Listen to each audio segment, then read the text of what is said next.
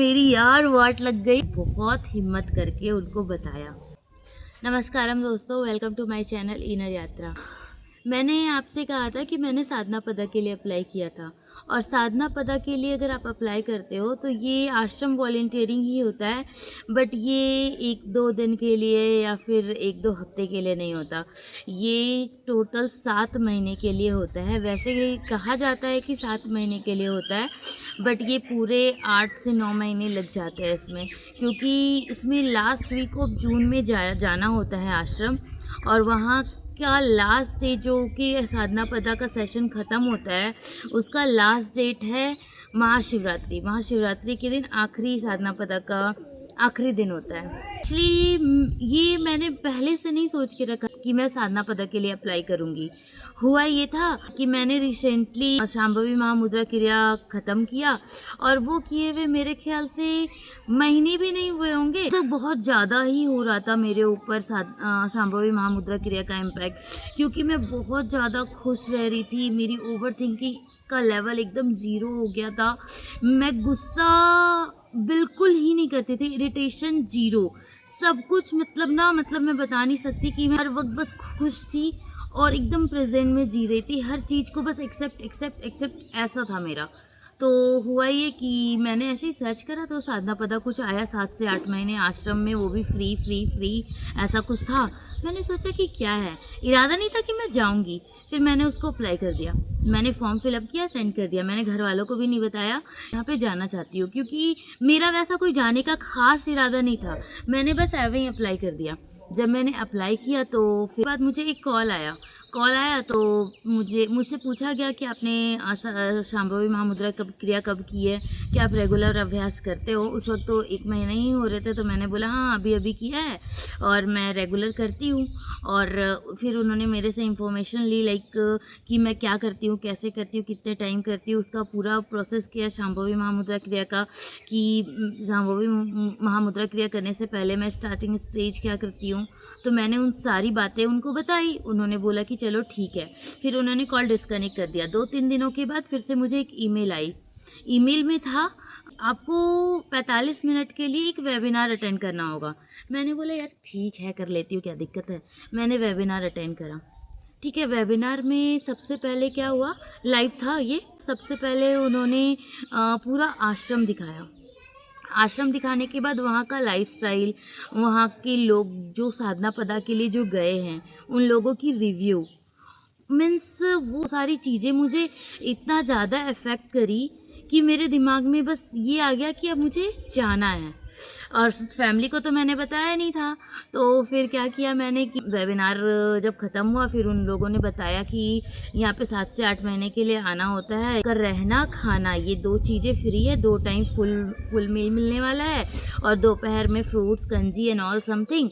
और बहुत स्ट्रगल है, आपको हर दिन काम करना पड़ेगा, किसी दिन भी ना वीक ऑफ है ना वीकेंड है, कुछ भी नहीं। वहाँ पे आपको जो भी सेवा दी जाएगी वो करना होगा, प्लस आपको अर्ली मॉर्निंग उठना होगा सुबह 4 बजे। उठने के बाद फिर आप जो भी करते हो अपना फ्रेश वगैरह हो लो, और फिर वहाँ पे कुछ साधना वगैरह करवाई जाएगी, गुरु पूजा एंड ऑल। और उसके बाद फिर 10 बजे 2 टाइम जो फुल मील है वो 10 से 11 का टाइम है। 10 से 11 फुल मील दिया जाएगा, और जो भी ब्रंच होता है उसके बाद दोपहर में आपको कुछ जूस वगैरह कंजी वगैरह प्रोवाइड करवाई जाएगी। फिर रात को फुल मील दिया जाएगा, 7 से 8 बजे की टाइमिंग है। और उस बीच अगर आपका तबीयत ख़राब हो जाता, अगर आपको बाहर जाना पड़ता, तो उन सारे चीज़ों का खर्च आपको खुद उठाना पड़ेगा। मैंने उस वक्त कर दिया ओके। मैंने सोचा कि वैसे भी अभी नहीं जाना, पता चला कि लास्ट वीक ऑफ जून जाया जाता है।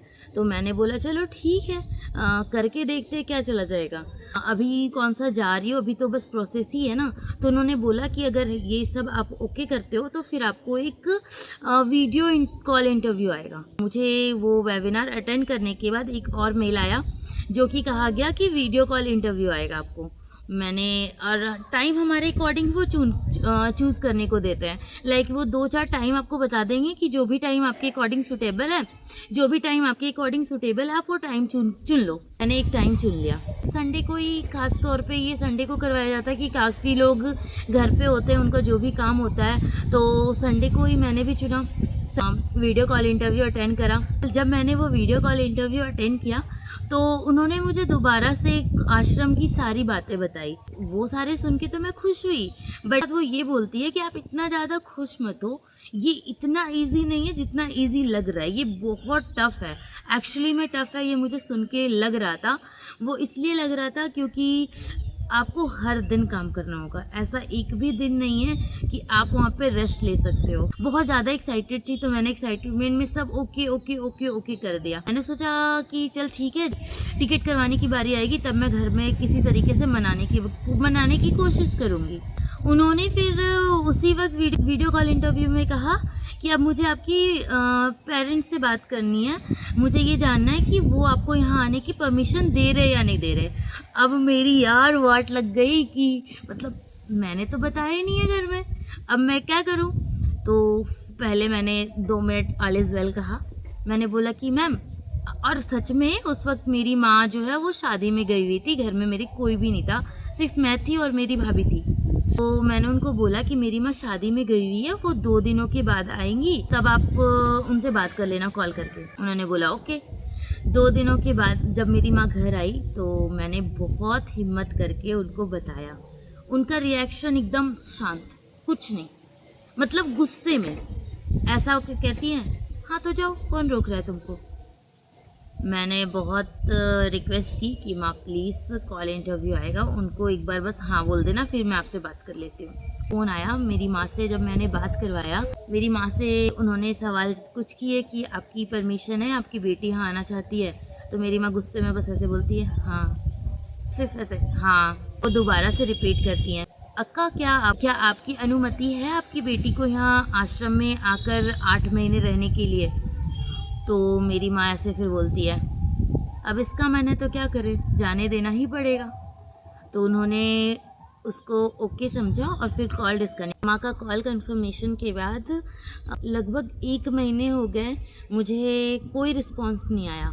मैं थोड़ा सा टेंशन में आ गई थी कि पता नहीं मेरा सिलेक्शन होगा या नहीं होगा।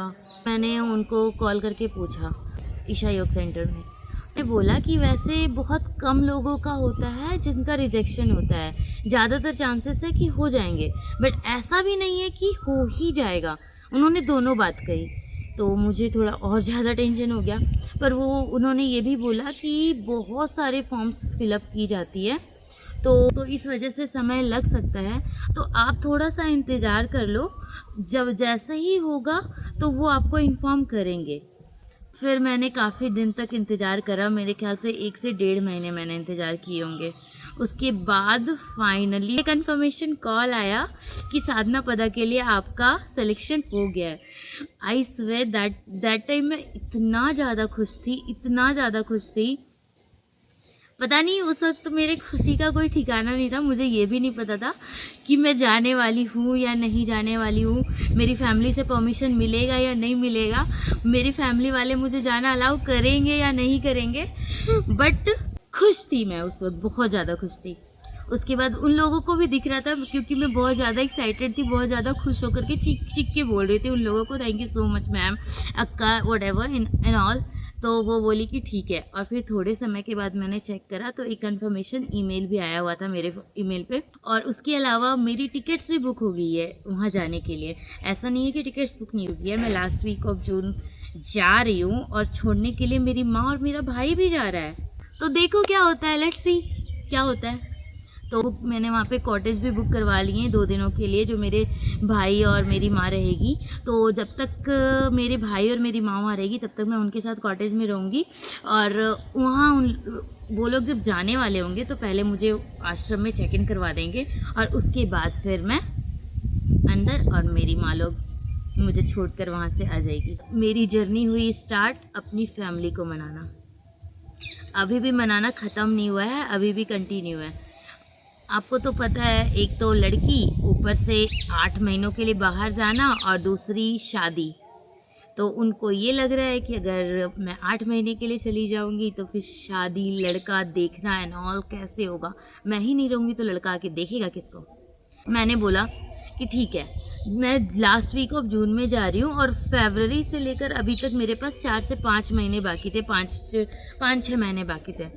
मैंने बोला कि इन 5 महीने में अगर कोई लड़का आ जाता है, अगर मेरी शादी सेट हो जाती, शादी सेट भी हो जाती है, तो मैं नहीं जाऊँगी। मेरी घड़ी की सुई कभी इधर जाती है, कभी इधर जाती है, मैं पेंडुलम हूँ। मुझे ऐसा लगता है कभी-कभी कि वहाँ मुझे जाना चाहिए, लेकिन हाँ, मैंने कमिटमेंट किया है तो मैं उसके लिए भी रेडी हूँ और हर चीज़ एक्सपेक्टेबल है मेरे लिए। जो भी होगा सब अच्छा हो, एक्सेप्ट कर चुकी हूँ, अच्छे से एक्सेप्ट कर चुकी हूँ। अगर मेरी शादी सेट हो जाती है और मैं नहीं जाती हूँ, मैं उसमें भी खुश हूँ। लेकिन अगर मैं जाती हूँ तो उसमें मैं बहुत ज़्यादा खुश हूँ। तो देखते हैं क्या होता है, जो भी होगा वो तो मैं आप लोगों को शेयर करूँगी। और अगर आपको साधना पदा के लिए कोई और इन्फॉर्मेशन चाहिए तो प्लीज़ मुझसे कांटेक्ट करें। तब तक के लिए धन्यवाद। राधे राधे।